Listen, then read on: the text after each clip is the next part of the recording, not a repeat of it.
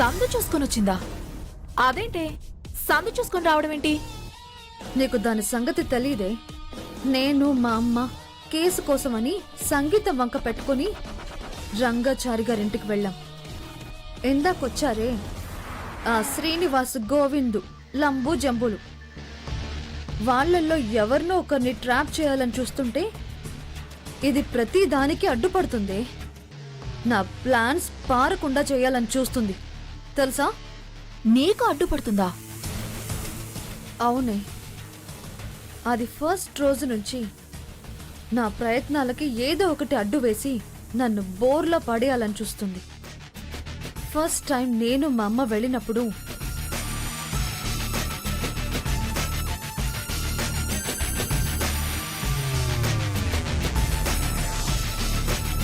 ఇప్పుడు చెప్పవే, దాన్ని ఎలా అలో చేయమంటావు? ఎలో చెయ్యాలి. ఎలో చేయడమే మంచిది. దానికి బుద్ధి చెప్పి గడ్డి పెట్టాలంటే దాన్ని పార్టీలో ఉండనివ్వాలి. ఏంటి? దాన్ని పార్టీలో ఉండనివ్వాలా? ఎస్, ఉండనివ్వాలి. అది నిన్ను అవమానించింది, నీ ప్రయత్నాలకు అడ్డుపడుతుంది. దానికిక్కడే సరైన గుణపాఠం చెప్పి పంపించేయాలి.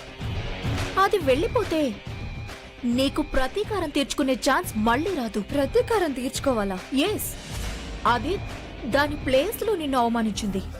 రోడ్డు మీద కూడా దాని ప్లేస్ కానప్పుడు కూడా అవమానించింది. ఇప్పుడు నీకు సందు దొరికిందే, నీ ప్లేస్, నీ అడ్డా, నీ ఇంటికి అదొచ్చింది. దానికి సరైన ట్రీట్మెంట్, షాక్ ట్రీట్మెంట్ ఇచ్చి పంపించాలి. దెబ్బకు దాని రోగం కుదర్చాలి. నువ్వంటే భయపడేలా చేయాలి. రేపు వాళ్ళింటికి, అదే ఆ శ్రీనివాస్, గోవింద్ వాళ్ళింటికి నువ్వు సంగీతం నేర్చుకోవడానికి వెళ్తే నిన్ను చూసి అది గడగడలాడిపోవాలి. నీ సరాగాలకు అది అడ్డు రాకుండా ఉండాలంటే ఇప్పుడు దానికి సరైన దెబ్బ కొట్టి దాని గూబ గొయ్యమనిపించాలి. అంతేనంటావా? ఎస్. అవకాశం నిన్ను వెతుక్కుంటూ వచ్చిందే, అది నీ ఇంటికొచ్చిందే. నువ్వెవరికి భయపడాల్సిన అవసరం లేదు. ఏ చిన్న అవకాశం దొరికినా దాన్ని ముప్పు తిప్పలు పెట్టి 3 చెరువుల నీళ్లు తాగించాలి. ఈ దామిని అంటే అది గుండె పగిలి చచ్చేలా చేయాలి. నచ్చిందే, ఫ్రెండ్ అనిపించావు. నా కసి, కోపం నీలో కనిపిస్తుంది. నువ్వు చెప్పిందే కరెక్ట్. దాన్ని ఊరికే వదిలేయద్దు. జన్మంతా గుర్తుండేలాగా పరాభవం చేసి పంపించాలి. చెప్తా ఏం చేసి దాని రోగం కుదుర్చాలో కుదురుస్తా. ఒక పని చేద్దామా? చెప్పవే. దానికి బుద్ధి చెప్పడానికి నువ్వే ప్లాన్ వేసినా కోఆపరేట్ చేయడానికి నేను రెడీగా ఉన్నాను. 10 మందిలో దాని పరువు పోవాలి, తాలెత్తుకొని తిరగకుండా చేయాలి.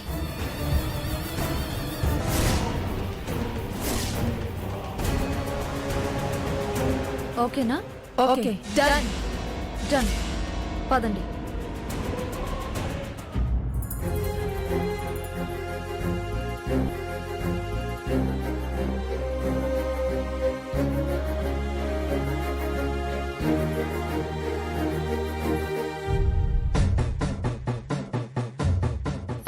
మీ అత్తయ్య మావయ్య గారు రాలేదండి?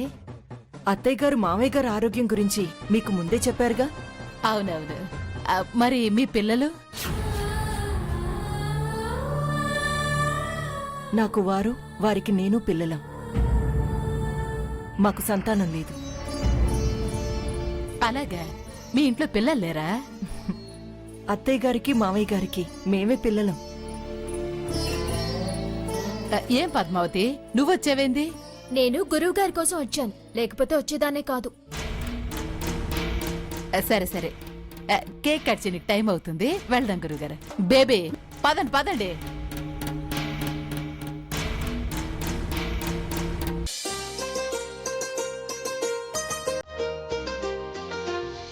Happy birthday to you. Happy birthday to Damini.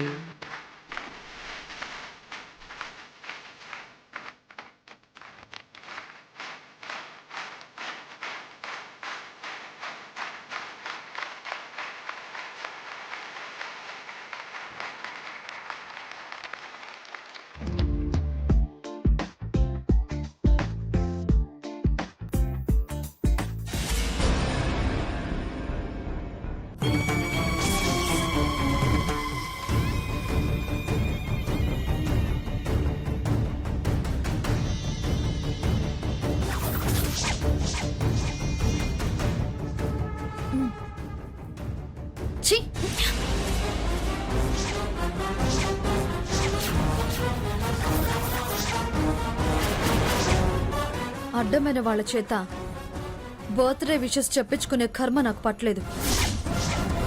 నన్ను విష్ చేయడానికి ఓ లెవెల్ ఉండాలి. ఆరాట పడిపోతే సరిపోదు. పైగా పిలవని పేరంటానికి ఎవరి పని మనిషిగానో వచ్చిందానివి. ఎక్కడుండాలో అక్కడుండు. అర్హతలు అవతలి వాళ్ళిచ్చే గౌరవ మర్యాదల మీద ఆధారపడి ఉంటాయి. ప్రకటించుకోగానే రావు. ఏయ్ నిన్ను దామిని ఆగు. నీ పుట్టినరోజున ఈ గొడవలు ఎందుకమ్మా?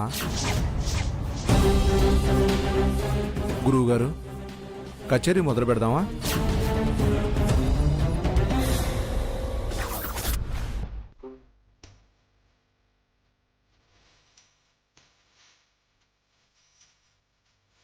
శివాని భవాని శర్వాణి గిరినందిని శివరంజని భవభంజని జనని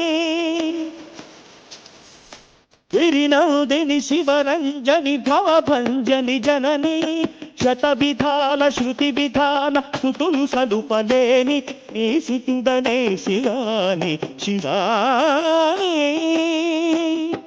భవాని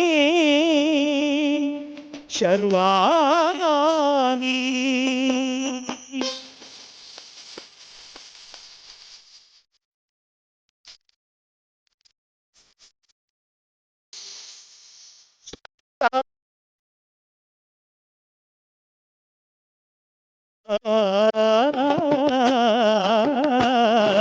శృంగారం తరంగించు సౌందర్య నారిదని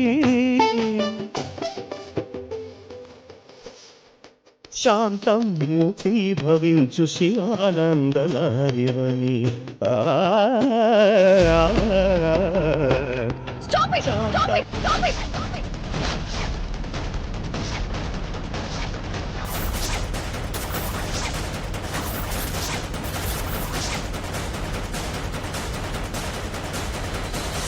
ఏమైంది దామిని?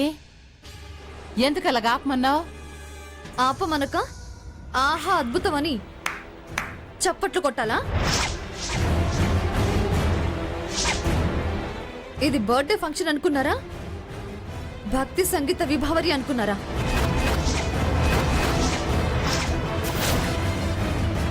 $50,000 కుమ్మరిస్తూ ఈ ఫంక్షన్కి వచ్చిన నా ఫ్రెండ్స్ కి అర్థం కాని ఈ పాటలేంటి? మా ఫ్రెండ్స్ అందరూ పబ్బుల్లో పాప్ సాంగ్స్ వినేవాళ్ళు. ఈ పాత రాతి యుగం పాటలు ఎవరికి అర్థం అవుతాయని ఇన్ని పిలిచారు? దొరికిందే సందు కదా అని ఈయన గారు గొంతు వణికిస్తున్నాడు. ఏంటి మమ్మీ ఇది? ఏంటి న్యూసెన్స్? అమ్మా దామిని, ఏమిటమ్మా ఆ మాటలో? లేకపోతే ఏంటి నాన్న? ఒక్కళ్ళకైనా అర్థమై చేస్తుందా? అమ్మాయి, నీ ఒక్కదానికి అర్థం కానంత మాత్రాన ఇక్కడున్న మిగతా వాళ్ళందరికీ అర్థం కాదని నీ ఉద్దేశమా?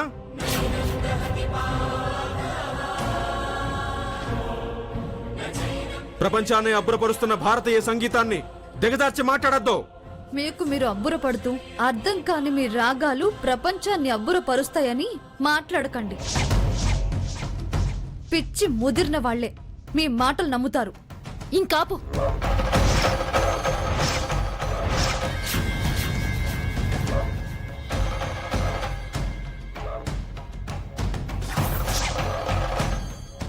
ఏంటి ఎక్కువ మాట్లాడుతున్నావు? అంతకు మించి ఒక్క మాట మాట్లాడితే మర్యాదగా ఉండదు. ఏయ్, పని మనిషిగా వచ్చిందానివి పని మనిషిలా ఉండు. పని మనిషి అంటే పళ్ళు రాలుతాయి. వాయిద్యం పట్టుకొని పక్కనే కూర్చున్నాను. నా స్థానం ఏంటో తెలియలేదా? కళ్ళు మూసుకుపోయాయా? గౌరవ మర్యాదలు ఇవ్వటం తెలీదా నీకు? మనిషివేనా అసలు నువ్వు? ఓహో, ఆయన పాటగాడు, నువ్వు వాయిద్యకారునివి. ఇద్దరికిద్దరు సరిపోయారు. తప్పుగా మాట్లాడుతున్నావు అమ్మాయి. సంగీతాన్ని వాయిద్యాన్ని చులకన చేసి మాట్లాడద్దు. మా ఇంటికి పాటలు పాడడానికి వచ్చిన వాళ్ళు నన్నే తప్పు పడుతున్నారా? నువ్వెంత, నీ పాటెంత? ఇదెంత, దీని వాయిద్యం ఎంత? ఆపో!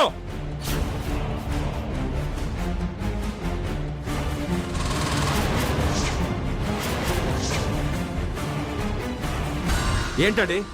ఏంటిది? మీ అమ్మాయి ఇలా మాట్లాడుతుంటే తప్పు అని బుద్ధి చెప్పరే? మందలించి మర్యాద నేర్పరే? నన్ను ఎందుకేనా పిలిచింది? కచేరీ అంటే ఇదేనా?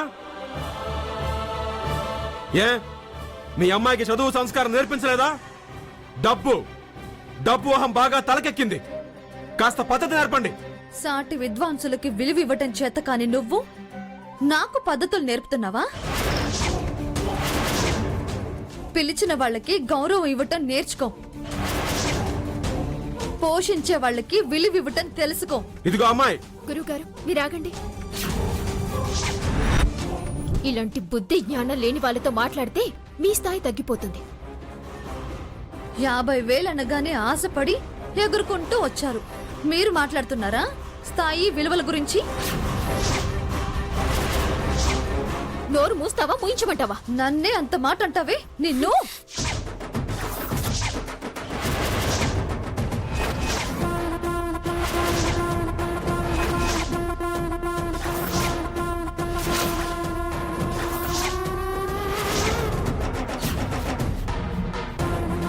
పుట్టినరోజుని వదిలేయాల్సి వస్తుంది. పిచ్చిదాన్లో ప్రవర్తించి నా చేతిలో తన్నులు తినేదాకా తెచ్చుకో. పద్మావతి, ఏంటా పొగరు? ఏంటండి? తన సంగీతాన్ని గురువు గారిని అంతలా అవమానిస్తుంటే అప్పుడు పెకలన్నోరు ఇప్పుడెలా వచ్చింది? పాటకి ఒప్పుకొని అడ్వాన్స్ తీసుకుంది ఆయన. నచ్చింది పాడమనే హక్కు వాళ్ళకి ఉంది. పాడాల్సిన బాధ్యత ఒప్పుకున్న వాళ్లకుంది. నేను కచేరీ చేస్తాననే చెప్పాను. దానికి కట్టుబడే ఇప్పుడు నేను గాత్రం విప్పాను. ఈ అమ్మాయి తల్లిదండ్రులు వాళ్ళకి సంగీత అభిరుచి ఉందన్నారు. ఆ అమ్మాయి సంగీతం నేర్చుకుంటుందన్నారు. అది నమ్మాను, ఇక్కడికొచ్చాను. ఇలా అని తెలుసుంటే అసలు అడ్వాన్స్ తీసుకునేవాళ్నే కాదు, అంగీకరించేవాళ్నే కాదు, వాళ్ళ ఆహ్వానం మన్నించి ఇక్కడికి వచ్చేవాళ్నే కాదు. కచేరీ అంటే సంగీతం ఒకటేనా? కృతులు కీర్తనలేనా? అర్థం కాని ఆలాపనలేనా? అవి అర్థం కాదన్న వాళ్ళని హేళన చెయ్యాలా? అంతటా అందరూ సంగీతం తెలిసిన విద్వాంసులే ఉంటారా? ఎంత బాగా కచేరీ కొప్పుకుంటున్నారు కదా. కొన్ని వందల కచేరీలు చేసిన వాణ్ణి. ఇప్పుడు కచేరీ అంటే అర్థమేంటో కొత్తగా నీ దగ్గర నేర్చుకోవాలా? నేర్చుకోకండి. ప్రపంచం తెలుసుకోకండి. మీ ప్రపంచంలో మీరే బతకండి. ఇలాగే మాటలు పడండి. బావిలో కప్పలా బతికే. వసంత ఆగు. మాట పడాల్సిన అవసరం నాకేంటి? పాడకపోతే పారితోషికాలు రావు. ఏదో సితారా, జ్ఞాపకం, సరస్వతి, పునః ప్రతిష్ఠ అన్నారు. పాడకపోతే అవన్నీ మాటలుగానే మిగిలిపోతాయి. పునఃప్రతిష్ఠ అంటూ అప్రతిష్ఠ పనులు చేయమంటావా? అపవిత్రం, అపశబ్దం, అశ్లీలం అనుకుంటూ మడి కట్టుకుని కూర్చోండి. తుంబురుడు మెచ్చి డబ్బుల వర్షం కురిపిస్తాడు. ఏరుకుని సితారా తిరిగి తెచ్చుకుందురుగాని. లేకపోతే నారదుడు దిగొచ్చి మిమ్మల్ని మెచ్చి మీ చేతిలో సితార పెట్టి దీవించి లక్ష్మీదేవి సంతకం చేసిన ఎంటీ చెక్ ఒకటిస్తాడు. అది తీసుకోండి. వసంత ఆగు. నువ్వింక మాట్లాడకు. మన ఇంటికొచ్చి సంగీతం గురించి, కచేరీ గురించి వాళ్ళు చాలా గొప్పగా మాట్లాడారు. మన ఇంటి దగ్గర నీ మాటలు మాట్లాడిన వాళ్ళు ఇప్పుడు ఒక మాట మాట్లాడరే? నేనప్పుడే చెప్పాను గురువుగారు, వాళ్ళ మొహాలు నమ్మసక్యంగా లేవని. ఇది మా గురువుగారి దగ్గరికి సంగీతం శిక్షణ అంటూ రావడం వెనకాల కూడా ఏదో దుర్మార్గపు బుద్ధుంది.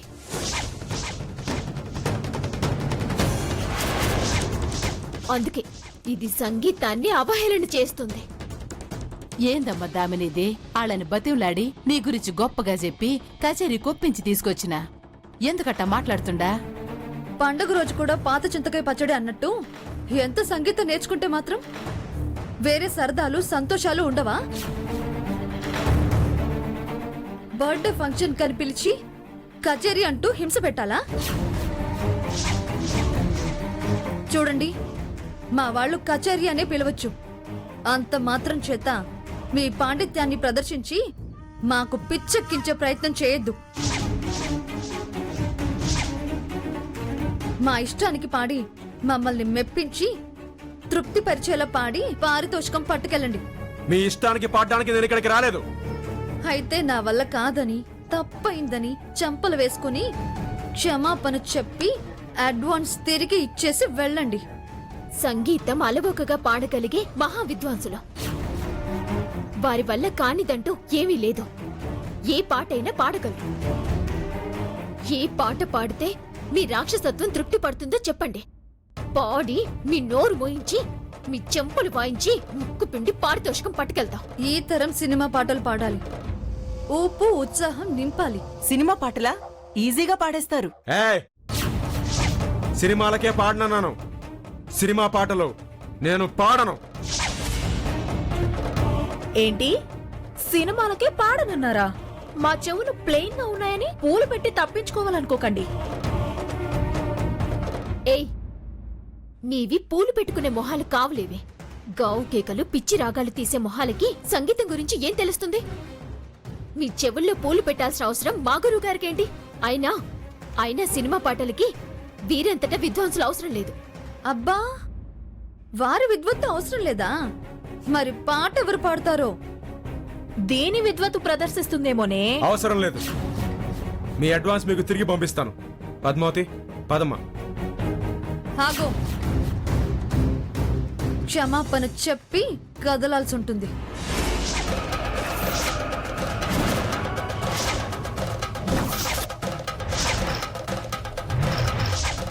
అమ్మా దామిని, మీరాగండి డాడీ. క్షమాపణ నీతో చెప్పించుకుని వెళ్తాం. అమ్మ పద్మావతి, గురువుగారు, నా మీద నమ్మకం ఉంచండి. నువ్వు పాడతావా? పాడమేంటే, అందర్నీ మెప్పిస్తాను. చూద్దాం. మెడలు వంచి ఇవ్వాల్సింది తీసుకుని వెళ్తాం. గురువుగారు, మీరు కూర్చోండి.